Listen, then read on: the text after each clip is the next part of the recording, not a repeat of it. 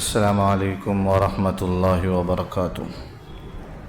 نحمده ونصلي على رسوله الكريم، أما بعد. فأعوذ بالله من الشيطان الرجيم. بسم الله الرحمن الرحيم. وإنه لتنزيل رب العالمين نزل به الروح الأمين على قلبك لتكون من المنذرين بلسان عربي مبين وإنه لفي زبر الأولين. صدق الله العظيم.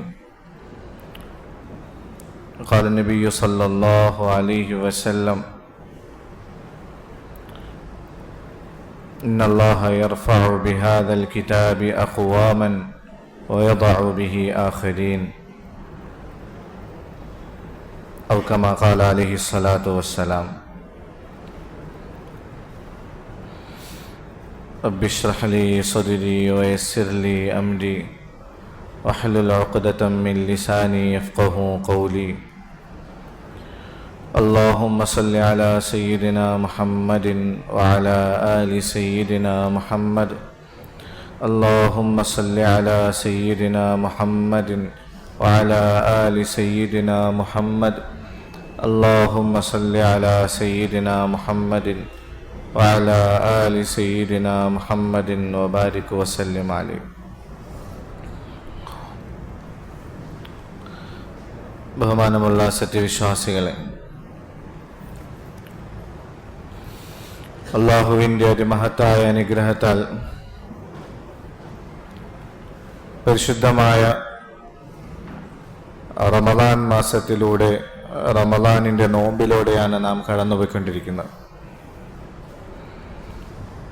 അതിനോടൊപ്പം തന്നെ ഓരോ ദിവസവും ദീനുമായി ബന്ധപ്പെട്ട കാര്യങ്ങൾ കേൾക്കുവാനും പഠിക്കുവാനുമുള്ള അവസരവും അല്ലാഹു സുബ്ഹാനഹു വ തആല നമുക്ക് നൽകുന്നുണ്ട്. അല്ലാഹു ഈ അനുഗ്രഹത്തെ നിലനിർത്തി തരുമാറാകട്ടെ. നമ്മുടെ ജീവിതത്തിൽ പ്രയോജനം ഉൾക്കൊള്ളുന്നതിന് ഇതൊരു മാധ്യമമാക്കി അല്ലാഹു സുബ്ഹാനഹു വ തആല സ്വീകരിക്കുമാറാകട്ടെ. ബഹുമാനികളെ, ഈമാൻ കാര്യങ്ങളാണ് നമ്മൾ ചർച്ച ചെയ്തുകൊണ്ടിരിക്കുന്നത്. ഈമാൻ കാര്യങ്ങളിൽ മൂന്നാമത്തേത് കിതാബുകളിലുള്ള വിശ്വാസം. ആ കിതാബുകളിൽ ഏറ്റവും പ്രധാനപ്പെട്ടത് പരിശുദ്ധമായ ഖുർആൻ. ഖുർആന്റെ അത്ഭുതകരമായ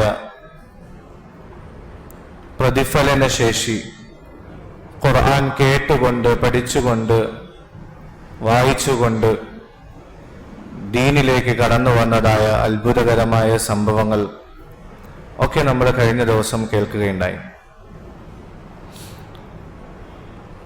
ഖുർആന്റെ മറ്റൊരു പ്രധാനപ്പെട്ട പ്രത്യേകതയാണ് നാം ഇന്നിവിടെ പറയുന്നത്. ഖുർആന്റെ ഒരു പ്രധാനപ്പെട്ട പ്രത്യേകതയാണ് അതിൻ്റെ സംരക്ഷണത്തിന്റെ ഉത്തരവാദിത്തത്തെ അല്ലാഹു തന്നെ ഏറ്റെടുത്തിരിക്കുകയാണ്. അതിനെ ഖിയാമത്ത് നാൾ വരെ ഒരു വള്ളിയും പുള്ളിയും വ്യത്യാസമില്ലാത്ത രീതിയിൽ എങ്ങനെയാണോ ഇറക്കിയത് അങ്ങനെ തന്നെ ഖിയാമത്ത് നാൾ വരെ സംരക്ഷിക്കും എന്നുള്ളത് അല്ലാഹു തന്നെ ഉത്തരവാദിത്തം ഏറ്റെടുത്തതാണ്. മറ്റൊരു വേദഗ്രന്ഥത്തിന്റെ വിഷയത്തിലും ഖുർആന് മുമ്പ് ഇറങ്ങിയതായ മറ്റൊരു കിതാബുകളുടെയും വിഷയത്തിൽ ഈ ഒരു ഉത്തരവാദിത്തം അല്ലാഹു ഏറ്റെടുത്തിട്ടില്ല. ഖുർആൻ അവസാന കിതാബാണ്, അവസാനത്തെ പ്രവാചകനാണ് അത് ഇറക്കപ്പെട്ടത്. നബി സല്ലല്ലാഹു അലൈഹി വസല്ലമ തങ്ങൾക്ക് ശേഷം ഇനി ഒരു പ്രവാചകൻ ലോകത്തേക്ക് വരാനില്ല. അതുകൊണ്ട് തന്നെ ഖിയാമത്ത് നാൾ വരെയുള്ള മനുഷ്യർക്ക് സന്മാർഗത്തിന് വേണ്ടി ഈ ഖുർആൻ അത്യാവശ്യമാണ്. അതുകൊണ്ട് തന്നെ ഒരു വള്ളിക്കും പുള്ളിക്കും വ്യത്യാസമില്ലാത്ത രീതിയിൽ ഈ ഖുർആനെ സംരക്ഷിച്ചു കൊള്ളാം എന്ന് അല്ലാഹു സുബ്ഹാനഹു വ തആല സ്വന്തമായ ഉത്തരവാദിത്തം ഏറ്റെടുത്തു. ഇന്നാ നഹ്നു നസ്സൽനാ ദിക്റ വ ഇന്നാ ലഹു ലഹാഫിദൂൻ. ഈ ഖുർആനെ ഇറക്കിയത് ഞാനാണ്, ഇതിന്റെ സംരക്ഷണവും ഞാൻ തന്നെ ചെയ്യുന്നതാണ്. അല്ലാഹു പറഞ്ഞതാണ്, ലാ യഅതീഹിൽ ബാതിലു മിൻ ബൈനി യദൈഹി വലാ മിൻ ഖൽഫി. തെറ്റ്, തിന്മ, ബാത്തില് ഇതിന്റെ പരിസരത്ത് പോലും വരികയില്ല. അഥവാ ഒരു തരത്തിലും ഇതിനകത്ത് വ്യത്യാസം വരുത്താൻ ആർക്കും സാധിക്കുകയില്ല എന്ന് അല്ലാഹു സുബ്ഹാനഹു വ തആല പറഞ്ഞിട്ടുണ്ട്. അതുകൊണ്ട് തന്നെ 1400 വർഷങ്ങൾക്ക് മുമ്പ് ഇറങ്ങിയതായ പരിശുദ്ധമായ ഖുർആൻ, അവതീർണമായ ഖുർആൻ, അന്ന് എഴുതപ്പെട്ടതായ കിതാബും ഇപ്പോൾ പ്രിന്റ് ചെയ്തതായ പരിശുദ്ധമായ ഖുർആനും എടുത്തു നോക്കിക്കഴിഞ്ഞാൽ ഒരു വള്ളിക്കോ പുള്ളിക്കോ വ്യത്യാസമില്ലാത്തതായി കാണാൻ പറ്റും, ഇത്രയും വർഷങ്ങൾ കഴിഞ്ഞിട്ടും. എന്നാൽ മറ്റ് മതങ്ങളുടെ വേദഗ്രന്ഥങ്ങൾ അതിനകത്ത് ഇങ്ങനെ മാറ്റത്തിരുത്തലുകൾ വന്നുകൊണ്ടേയിരിക്കുന്നു. ബൈബിളിനെ കുറിച്ചൊക്കെ പറയപ്പെടുന്നുണ്ട്, ഓരോ 10 വർഷം കഴിയുമ്പോഴും അതിന്റെ പുതിയ കോപ്പി ഇറങ്ങും, അതിനകത്ത് മുമ്പുള്ള കോപ്പിയെക്കാളും വ്യത്യാസങ്ങളുണ്ടാവും. 1930 ജർമ്മനിയിലെ പാതിരിമാരെല്ലാം കൂടെ ഒരുമിച്ച് കൂടിയിട്ട് അവർ ബൈബിളിന്റെ വ്യത്യസ്ത കോപ്പികളെ ഒരുമിച്ച് കൂട്ടി. 70ഓളം കോപ്പികൾ അവർ ഒരുമിച്ച് കൂട്ടി.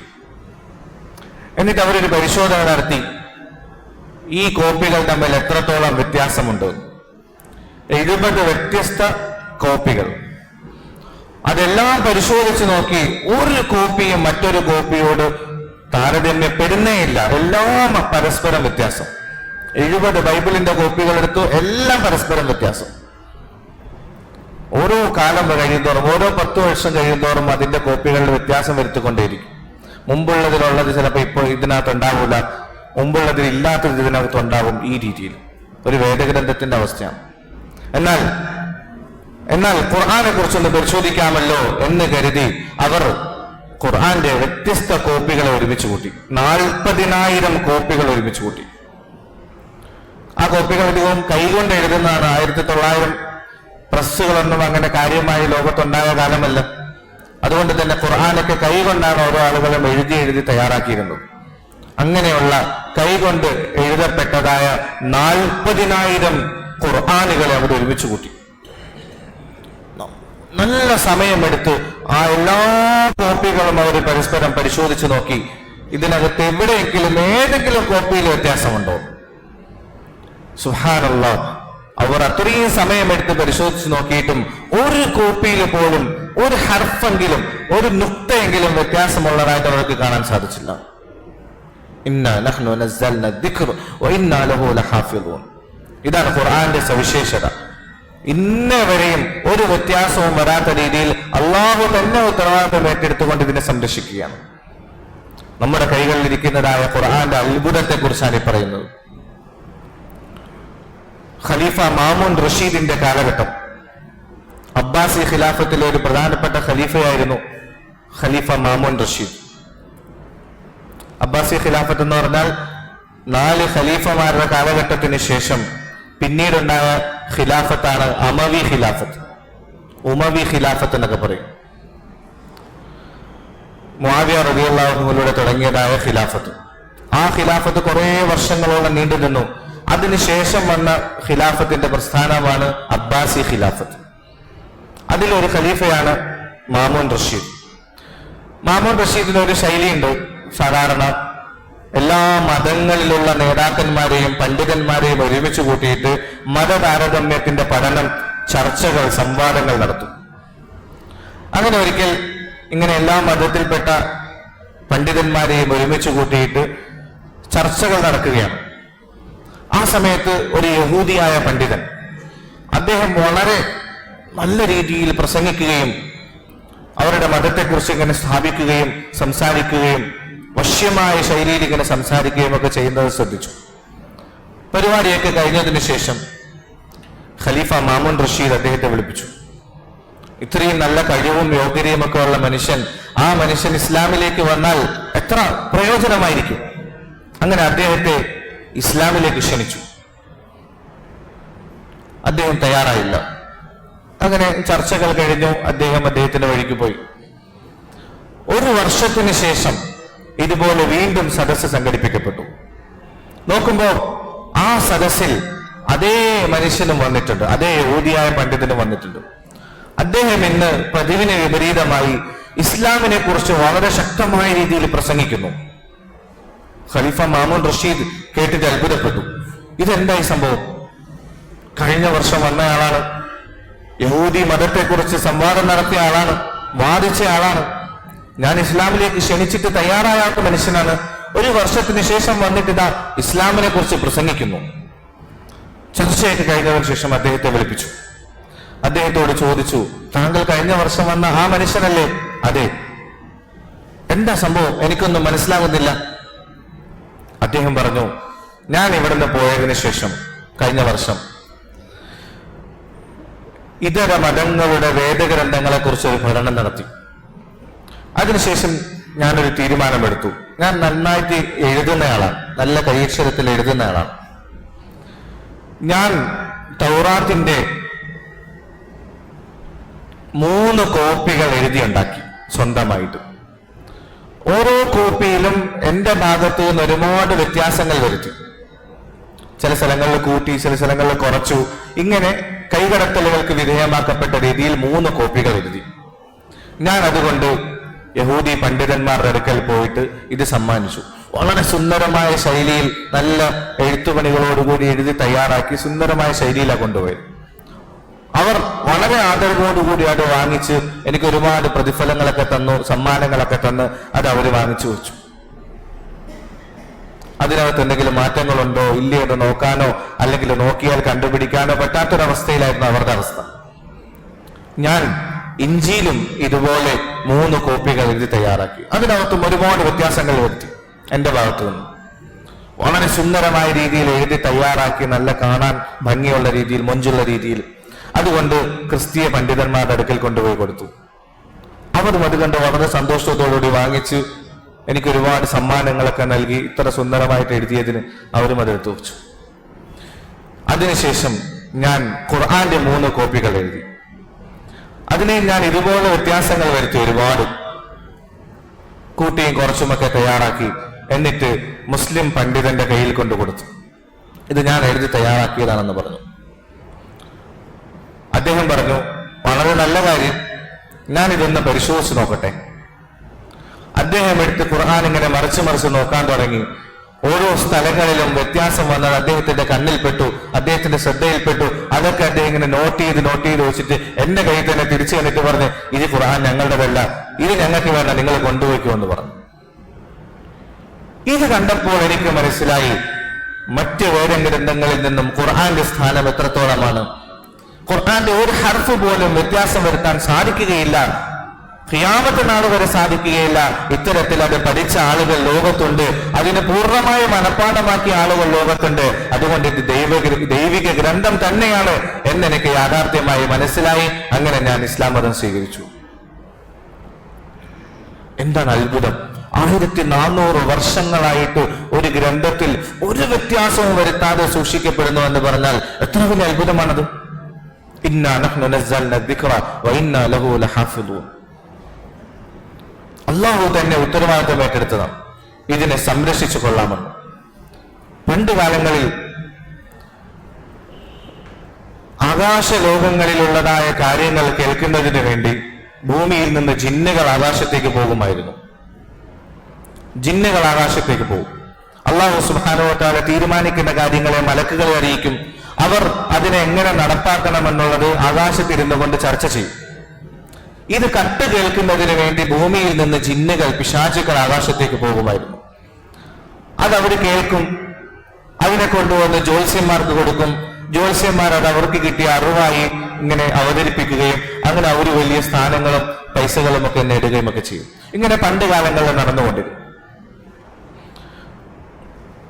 ഒരു കാലഘട്ടം എത്തിയപ്പോൾ, പരിശുദ്ധമായ ഖുർആൻ അവതരിപ്പിക്കേണ്ട കാലഘട്ടമായപ്പോൾ, അന്നു മുതൽ പെട്ടെന്ന് ഈ ആകാശത്തേക്ക് പോകുന്ന ജിന്നുകൾക്ക്, പിശാചുക്കൾക്ക് ഒന്നും കേൾക്കാൻ പറ്റാതായി.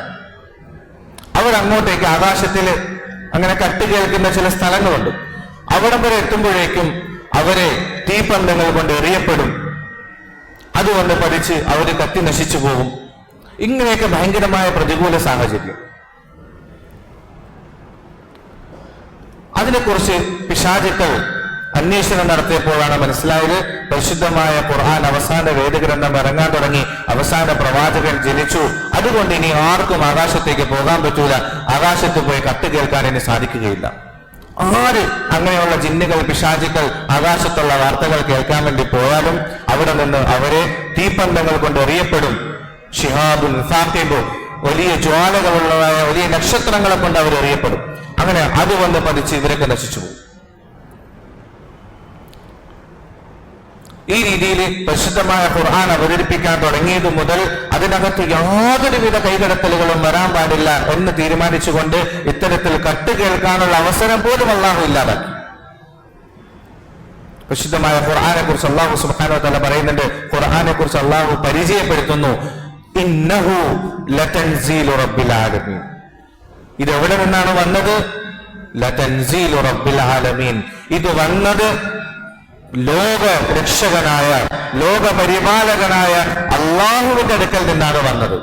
ഖുർആനെ കുറിച്ചുള്ള പരിചയപ്പെടുത്തുന്ന ഏറ്റവും ഹ്രസ്വമായ ഏറ്റവും സമ്പൂർണമായ വചനങ്ങളാണിത്. എന്താണ് ഖുർആൻ എന്ന് ചോദിച്ചാൽ ഒറ്റ വാക്കിന് മറുപടി, ഇന്നഹു ലതൻസീലു റബ്ബിൽ ആലമീൻ. ഇത് വന്നത് അള്ളാഹുവിന്റെ ഭാഗത്ത് നിന്നാണ്. നസല ബിഹി റൂഹുൽ അമീൻ. ഇത് കൊണ്ടുവന്നത് ആരാണ്? റൂഹുൽ അമീനായ മലക്കുകളിൽ ഏറ്റവും ശ്രേഷ്ഠനായ ജിബ്രീൽ അലൈഹിസ്സലാമാണ്.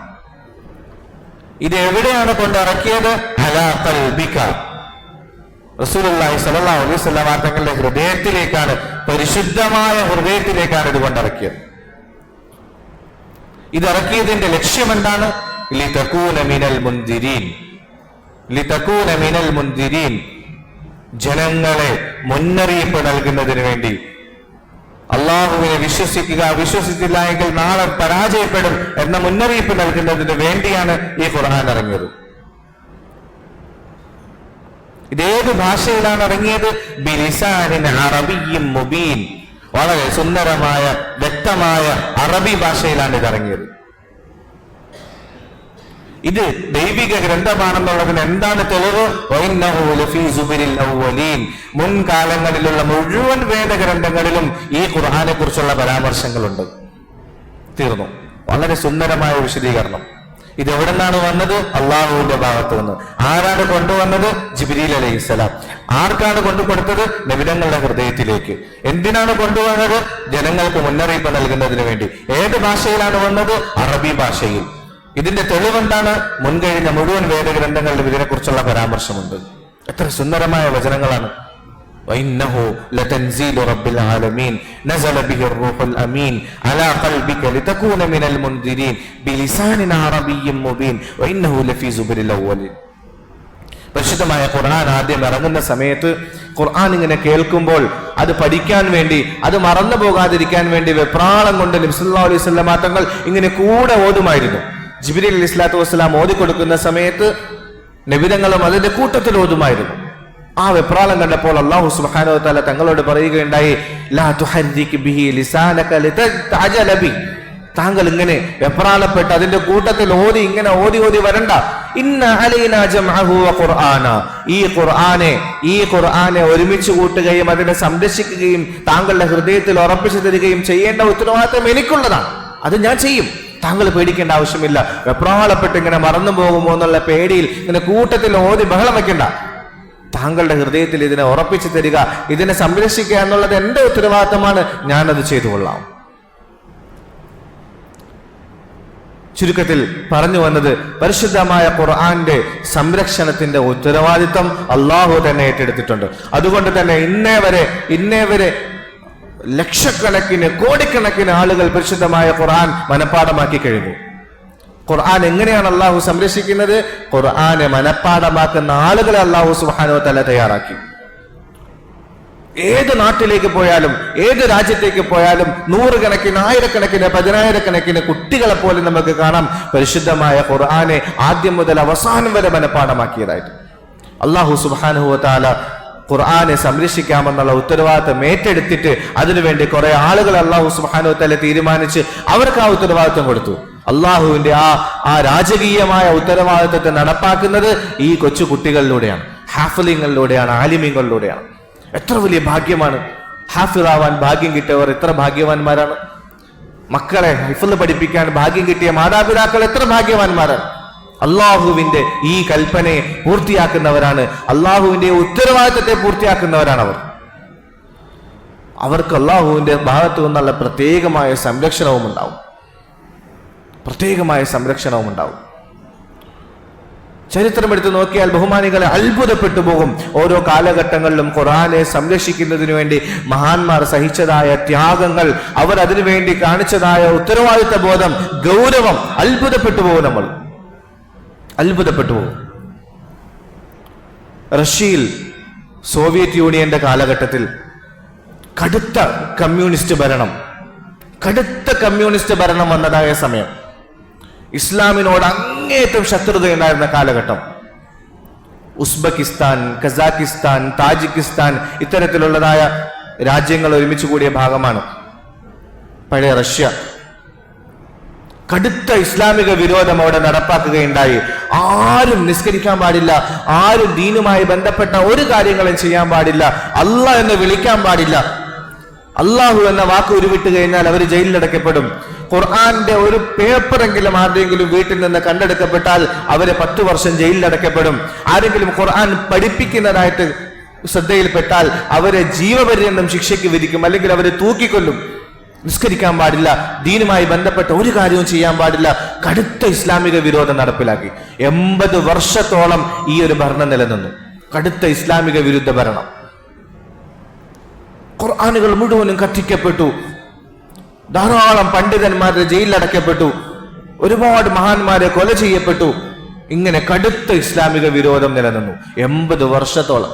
ഒന്ന് ആലോചിച്ച് നോക്കൂ. അല്ലാഹ് എന്ന് പറയാൻ പോലും ആർക്കും ധൈര്യമില്ല എന്നല്ല, അനുവാദമില്ല. ആ സമയത്ത് അവരെ ഉപദ്രവിക്കും. എന്നാൽ ഈ പ്രതികൂല സാഹചര്യത്തിൽ പോലും അവിടെയും അല്ലാഹു സുബ്ഹാനഹു വ തആല പരിശുദ്ധമായ ഖുർആന്റെ സംരക്ഷണത്തിനുള്ള മാർഗങ്ങൾ അല്ലാഹു തയ്യാറാക്കി. അത്ഭുതകരമായ രീതിയിൽ അവിടെയും ഖുർആൻ പഠിക്കുന്ന സൗകര്യങ്ങൾ ഉണ്ടായി. അവിടെ നിന്നും ഹാഫിലിങ്ങൾ ഉണ്ടായി. അത്ഭുതകരമായിട്ട്. എങ്ങനെയായിരുന്നു? അവിടെയുള്ള ചില മഹാന്മാരോട് പിൽക്കാലത്ത് ചോദിക്കപ്പെട്ടു, ഇത്രയും കടുത്ത ഇസ്ലാമിക വിരുദ്ധ ഭരണമുണ്ടായിട്ടും ഈ നാട്ടിൽ എങ്ങനെയാണ് ഹാഫിലിങ്ങൾ ഉണ്ടായത്? ബഹുമാനികളെ, ഒരുപാട് ഇൽമിന്റെ മഹത്തുക്കൾ ജീവിച്ചിരുന്ന നാടായിരുന്നു അത്. ബുഖാറ, സമർക്കന്ത്, ഇതുപോലുള്ള നാടുകൾ, വലിയ വലിയ ഇമാം ബുഖാരി എന്നൊക്കെ നമ്മൾ കേട്ടിട്ടുണ്ടാവുമല്ലോ. ഹദീസിന്റെ വിഷയത്തിൽ ഏറ്റവും സമഗ്രമായ ഗ്രന്ഥം രചിച്ച മഹാനാണ് ഇമാം ബുഖാരി. ആ ബുഖാറ എന്ന സ്ഥലത്ത് നിന്നാണ്. ധാരാളം ഇസ്ലാമിന്റെ സേവനങ്ങൾ നടന്ന നാടുകളായിരുന്നു. പക്ഷേ ഇസ്ലാമിക വിരുദ്ധ ഭരണം വന്നു, എല്ലാം നശിപ്പിക്കപ്പെട്ടു. ആ നാട്ടിലുള്ള മഹാന്മാരോട് പിന്നീട് ചോദിക്കപ്പെട്ടു, എങ്ങനെയാണ് ഈ നാട്ടിലെ ഹാഫിലിങ്ങൾ ഉണ്ടായത്? അവർ മറുപടി പറഞ്ഞു, ഞങ്ങൾ പല രീതിയിൽ ഖുർആനെ പഠിക്കുന്നതിന് വേണ്ടിയുള്ള സൗകര്യങ്ങൾ ഞങ്ങൾ ആ കാലഘട്ടത്തിൽ തയ്യാറാക്കി. എങ്ങനെയായിരുന്നു? ചില ആളുകൾ ഉണ്ടായിരുന്നു, ഒരു ഉസ്താദ്, അദ്ദേഹം കുറെ വിദ്യാർത്ഥികളെയും കൂട്ടിക്കൊണ്ടുവരും. എന്നിട്ട് കോടാലിയും എടുത്ത് കയറുമൊക്കെ എടുത്തുകൊണ്ട് അവരിങ്ങനെ കാടുകളിലേക്ക് പോകും. മരം വെട്ടാൻ വേണ്ടി അല്ലെങ്കിൽ വിറകൊടിക്കാൻ വേണ്ടി പോകുന്നത് പോലെ ആ രീതിയിൽ വേഷം മാറിക്കൊണ്ട് അവരിങ്ങനെ കൂട്ടം കൂട്ടമായി പോകും. നാട്ടിൽ നിന്ന് മാറി 40-50 മൈലുകൾ കടന്നവർ പോകും. കാട്ടിന്റെ ഉള്ളിലേക്ക് പോയി, മലഞ്ചെരുവുകളിലേക്ക് പോയി, മലയുടെ മുകളിലേക്ക് പോയി അവരിയ്ക്കും. ആരും കാണാതെ മരം വെട്ടാൻ പോകുന്നത് പോലെ പോയിട്ട് അതിന്റെ മുകളിൽ ഇരുന്നു കൊണ്ട് അവർ കുറെ നേരം പഠിക്കും. ഖുർആനൊന്നുമില്ല, കിതാബൊന്നുമില്ല, എഴുതി പഠിപ്പിക്കാനൊന്നുമില്ല. ഉസ്താദ് ഓതിക്കൊടുക്കും, കുട്ടികൾ കേട്ട് പഠിക്കും. അടുത്ത ആയത്ത് ഓതിക്കൊടുക്കും, അവര് കേട്ട് പഠിക്കും. ഇങ്ങനെ ദിവസങ്ങളോളം ഇത്രയും കിലോമീറ്ററുകൾ സഞ്ചരിച്ച് മലയുടെ മുകളിലൊക്കെ പോയി ഒളിച്ചിരുന്നു കൊണ്ടാണ് ഞങ്ങൾ കിതാബ് പഠിച്ചത്, പരിശുദ്ധമായ ഖുർആൻ പഠിച്ചത് എന്ന് പറയുകയുണ്ടായി. അങ്ങനെ കുറെ കാലങ്ങളോളം അവിടെയുള്ളവർക്ക് ഖുർആൻ നോക്കി ഓതാൻ അറിയില്ലായിരുന്നു. കാരണം അവരാരും ഖുർആൻ നോക്കി ഓതാനല്ല പഠിച്ചത്, കേട്ടാണ് ഖുർആൻ പഠിച്ചത്. ഇത്രയും കടുത്ത ഇസ്ലാമിക വിരുദ്ധതയുടെ കാലഘട്ടത്തിലും ഇത്രയും ത്യാഗം സഹിച്ചുകൊണ്ട് പഠിച്ചു. ഇതൊരു ഭാഗത്ത് ചെയ്ത ആളുകളാണെങ്കിൽ മറുഭാഗത്ത് വേറെ കുറെ ആളുകൾ അവരെന്ത് ചെയ്തെന്നറിയുമോ? അവർ ഒരു ദിവസം ഒരുമിച്ച് കൂടും. എന്നിട്ട് ഒരു ജനാസ ഉണ്ടാക്കും. ഒരു ജനാസയെ പൊതിഞ്ഞതുപോലെ വെറുതെ ഒരു ഡ്യൂപ്ലിക്കേറ്റ് ജനാസ ഉണ്ടാക്കും. ആ ജനാസയെ വഹിച്ചുകൊണ്ട് എല്ലാവരും കൂടെ ഇങ്ങനെ ഖബർസ്ഥാനിലേക്ക് പോകും. കാണുന്ന ഉദ്യോഗസ്ഥരും പട്ടാളക്കാരും ഒക്കെ വിചാരിക്കും ഇത് ജനാസ മറവ് ചെയ്യാൻ കൊണ്ടുപോകുന്നു. അങ്ങനെ ജനാസ കൊണ്ടുപോകുന്നത് പോലെ അവരെല്ലാവരും കൂടെ ഖബർസ്ഥാനിലേക്ക് പോകും. എന്നിട്ട് ഖബറിന്റെ കുഴി എടുത്തിട്ട് ഖബറിന്റെ കുഴിക്ക് അകത്തിരുന്നു കൊണ്ട് അവർ ഖുർആൻ ഓതി പഠിക്കുമായിരുന്നു. അല്ലാഹു അക്ബർ.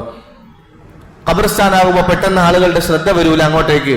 ഖബറിന്റെ കുഴി എടുത്തിട്ട് ഖബറിനകത്ത് ഉസ്താദും ശിഷ്യനും ഇറങ്ങിയിരുന്നു കൊണ്ട് ഖുർആൻ ഓതി പഠിപ്പിക്കുമായിരുന്നു. ഈ രീതിയിലാണ് ഞങ്ങൾ പരിശുദ്ധമായ ഖുർആൻ പഠിച്ചത് എന്നവർ പറയുകയുണ്ടായി. ഖബർസ്ഥാന്റെ വാതിലിന്റെ ഭാഗത്ത് ആരെങ്കിലുമൊക്കെ ഒളിച്ചു നിർത്തും, ആരെങ്കിലും വരുന്നുണ്ടോ ഇല്ലയോ നോക്കാൻ വേണ്ടി. പട്ടാളക്കാരെ അല്ലെങ്കിൽ ഉദ്യോഗസ്ഥരായ ആളുകളോ സർക്കാരിന്റെ ഭാഗത്തു നിന്നുള്ള ആളുകളൊക്കെ അതുവഴി പോകുന്നത് കണ്ടു കഴിഞ്ഞാൽ ഉടനെ വിവരം അറിയിക്കും. പെട്ടെന്ന് അവർ ഖബറിൽ നിന്ന് മാറിയിട്ട് ഈ ഡ്യൂപ്ലിക്കേറ്റ് ജനാസയെ അതിനകത്ത് എടുത്തു വെച്ചിട്ട് ഇങ്ങനെ മണ്ണിടുന്നത് പോലെ കാണിക്കും. അവർ പോയി കഴിയുമ്പോൾ വീണ്ടും അതിനകത്ത് ഇറങ്ങിയിരുന്ന ഖുർആൻ ഓതി പഠിക്കും. അല്ലാഹു അക്ബർ. ഈ രീതിയിലാണ് അവിടെ ഹാഫിലിങ്ങൾ ഉണ്ടായത്. ഓരോ നാട്ടിലും നൂറുകണക്കിന് ഹാഫിലിങ്ങൾ ഉണ്ടായിരുന്നു, ഇത്ര വലിയ ഇസ്ലാമിക വിരുദ്ധതയുടെ കാലഘട്ടത്തിൽ പോലും. ഈ രീതിയിൽ അല്ലാഹു സുബ്ഹാനഹു വ തആല പരിശുദ്ധമായ ഖുർആനെ സംരക്ഷിക്കുകയുണ്ടായി. ഇന്ന് നിങ്ങൾ നോക്കി, നമ്മുടെ മദ്രസയിലും നൂറുകണക്കിന് കൊച്ചുകുട്ടികളുണ്ട് ഹാഫിലിങ്ങളായവർ. ഖുർആന്റെ ഏത് ഭാഗത്തു നിന്ന് ചോദിച്ചു കഴിഞ്ഞാലും അവർ ഓതിത്തരും. എത്രയോ മാതാപിതാക്കൾ ത്യാഗം സഹിച്ചുകൊണ്ട് അവരുടെ മക്കളെ മദ്രസകളിലേക്ക് വിട്ടു. എന്തിനാണ്? അള്ളാഹുവിന്റെ ഈ ഉത്തരവാദിത്തത്തെ പൂർത്തിയാക്കാൻ വേണ്ടി അള്ളാഹു തിരഞ്ഞെടുത്തവരാണ് അവരേക്ക്. അള്ളാഹുവാണ് അവരെ തിരഞ്ഞെടുത്തത്. അതുകൊണ്ട് ഹാഫിലിങ്ങളോട് നമ്മൾ ആദരവ് കാണിക്കണം. ഹാഫിലിങ്ങളോട് നമ്മൾ ആദരവ് കാണിക്കണം. മദ്രസകളെ നമ്മൾ ആദരിക്കണം. ഈ മദ്രസകളാണ് ദീനിനെ സംരക്ഷിക്കുന്നത്. ഇങ്ങനെയുള്ള മദ്രസകളിലൂടെയാണ് അള്ളാഹുവിന്റെ ഇന്നാ നഹ്നു നസ്സൽന ദിക്റ വ ഇന്നാ ലഹു ലഹാഫിദൂൻ എന്ന ഉത്തരവാദിത്വം പൂർത്തിയാക്കിക്കൊണ്ടിരിക്കുന്നത്. അതിനുവേണ്ടി അള്ളാഹു തിരഞ്ഞെടുത്തവരാണ് ഹാഫിലിങ്ങൾ. നമ്മളും ആഗ്രഹിക്കണം ഈ ഉത്തരവാദിത്വത്തിൽ, ഈ കണ്ണിയിൽ നമുക്കും അള്ളാഹു ആകാനുള്ള തൗഫീഖ് നൽകണേ എന്ന്. അള്ളാഹുവിന്റെ ഖുർആനെ സംരക്ഷിക്കുന്നവരാകാൻ ഇനി നമുക്ക് കഴിയുന്നില്ലയോ, അങ്ങനെയുള്ളവരെ നമ്മൾ സഹായിക്കണം, അങ്ങനെയുള്ളവരെ നമ്മൾ പ്രോത്സാഹിപ്പിക്കണം. നമ്മളുടെ വീട്ടിന്റെ അടുത്തോ നമ്മളുടെ പരിസരങ്ങളിലോ പരിശുദ്ധമായ ഖുർആൻ പഠിക്കുന്നവരുണ്ടെങ്കിൽ അവരെ പ്രോത്സാഹിപ്പിക്കണം. നമ്മളൊരു വാക്കുകൊണ്ടെങ്കിലും ഏതെങ്കിലുമൊക്കെ മാതാപിതാക്കൾ അവരുടെ മക്കളെ പഠിപ്പിക്കുന്നുണ്ടെങ്കിൽ പ്രോത്സാഹിപ്പിക്കണം അവരെ. ഇന്ന് ആരെങ്കിലുമൊക്കെ മദ്രസകളിലേക്ക് പഠിക്കാൻ വിട്ടു കഴിഞ്ഞാൽ അവരെ കുറ്റപ്പെടുത്തുന്ന സാഹചര്യമാണ് ഉണ്ടാകുന്നത്, അവരെ കളിയാക്കുന്ന സാഹചര്യമാണ് ഉണ്ടാകുന്നത്.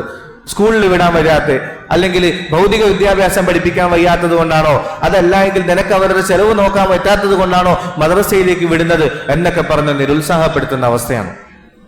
ബഹുമാനിക്കുക, അള്ളാഹു തെരഞ്ഞെടുത്തതാണ് അവരെ. അള്ളാഹു തെരഞ്ഞെടുത്തതാണ് അവരെ. പരിശുദ്ധമായ ഖുർആന്റെ സംരക്ഷണത്തിന് വേണ്ടി അള്ളാഹുവാണ് അവരെ തെരഞ്ഞെടുത്തത്.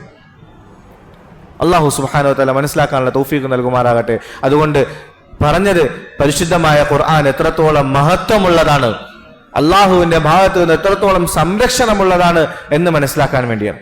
നമ്മൾ ഖുർആൻ എടുത്ത് കയ്യിൽ വെക്കുമ്പോൾ, പരിശുദ്ധമായ ഖുർആൻ ഓതാൻ തുടങ്ങുമ്പോൾ ഈ ചിന്തകൾ നമ്മുടെ മനസ്സിലേക്ക് വരണം. ഇത് അള്ളാഹുവിന്റെ ഗ്രന്ഥമാണ്. 1400 വർഷങ്ങളായിട്ട് ഒരു വള്ളി പുള്ളിക്ക് പോലും വ്യത്യാസമില്ലാത്ത രീതിയിൽ അള്ളാഹു സംരക്ഷിക്കുന്ന ഗ്രന്ഥമാണ്. എന്തൊരു അത്ഭുതകരമായ ഗ്രന്ഥമാണ്. ഖുർആനെ നോക്കുന്നത് കൂലിയാണ്, ഖുർആനെ കേൾക്കുന്നത് കൂലിയാണ്, ഖുർആൻ ഓതുന്നത് കൂലിയാണ്. നമസ്കാരത്തിൽ ഓതുമ്പോൾ ഒരു കൂലിയാണ്, നമസ്കാരത്തിലെ പുറത്ത് ഓതിയാൽ മറ്റൊരു കൂലിയാണ്, വുളുവോട് കൂടി ഓതിയാലും കൂലിയാണ്, വുളു ഇല്ലാതെ ഓതിയാലും കൂലിയാണ്. ഖുർആൻ പഠിക്കുന്നത് കൂലിയാണ്, ഖുർആനെ കേൾക്കുന്നത് കൂലിയാണ്. ഖുർആനുമായി ബന്ധപ്പെട്ടതെല്ലാം പ്രതിഫലമുള്ള കാര്യം. അല്ലാഹു അക്ബർ. എത്ര അനുഗ്രഹീതമായ ഗ്രന്ഥമാണ്. നമ്മൾ പഠിക്കണം, നമ്മൾ പഠിക്കാൻ തയ്യാറാകണം, പഠിക്കുന്നവരെ പ്രോത്സാഹിപ്പിക്കണം, മറ്റുള്ളവരെ ഖുർആൻ പഠിക്കാൻ വേണ്ടി നമ്മൾ സഹായിക്കണം. ഖുർആൻ പഠിപ്പിക്കുന്നതായ ഇത്തരത്തിലുള്ള സ്ഥാപനങ്ങളെ നമ്മൾ സഹായിക്കുകയും നമ്മളുടെ അതിനുവേണ്ടിയുള്ള പ്രചോദനങ്ങൾ നമ്മൾ നൽകുകയും ചെയ്യണം. നമ്മളും സമയം കണ്ടെത്തണം, പരിശുദ്ധമായ ഖുർആൻ ഓതാൻ തയ്യാറാകണം. റസൂലുള്ളാഹി സ്വല്ലല്ലാഹു അലൈഹി വസല്ലം തങ്ങൾ പറഞ്ഞു, ഖുർആൻ ഓതുമ്പോൾ, ഓതാൻ അറിയാത്തതിന്റെ പേരിൽ വിക്കി കഷ്ടപ്പെട്ട ഒരു മനുഷ്യൻ ഓതുന്നു, അവൻ അല്ലാഹു സുബ്ഹാനഹു വ തആല 2 പ്രതിഫലം കൊടുക്കും ഓരോ ആയത്തിനും. ഒന്ന് അവൻ ഓതിയതിന്റെ പ്രതിഫലം, രണ്ടാമത് ആ ഓതുന്നതിന്റെ പേരിൽ അവൻ ബുദ്ധിമുട്ട് അനുഭവിച്ചതിന്റെ പ്രതിഫലം. എത്ര അനുഗ്രഹീതമാണ്. ഇനി ഓതാൻ അറിയില്ലേ, ഖുർആൻ എടുത്തു വെച്ച് ഓരോ ആയത്തിലൂടെ നോക്കിക്കൊണ്ട് നമ്മൾ പോണം. ആ നോക്കുന്നതിനും കൂലിയാണ്. ഖുർആൻ ഇമാം ഓതുന്നു, തറാവിഹിൽ ഓതുന്നു, നമസ്കാരങ്ങളിൽ ഓതുന്നു, അത് കേൾക്കാൻ വേണ്ടി ആഗ്രഹത്തോടെ നമ്മൾ വരണം. അല്ലാഹു സുബ്ഹാനഹു വ തആല മനസ്സിലാക്കാനുള്ള തൗഫീഖ് നൽകുമാറാകട്ടെ. ഖുർആനെ സ്നേഹിക്കാൻ, ഖുർആനെ അറിയാൻ, ഖുർആനോട് അടുക്കാൻ, ഖുർആനെ പഠിക്കാൻ ഒക്കെ അല്ലാഹു സുബ്ഹാനഹു വ തആല നമുക്ക് തൗഫീഖ് നൽകുമാറാകട്ടെ. ആഖിറു ദഅവാനാ അൽഹംദുലില്ലാഹി റബ്ബിൽ ആലമീൻ. അസ്സലാമു അലൈക്കും വറഹ്മത്തുള്ളാഹി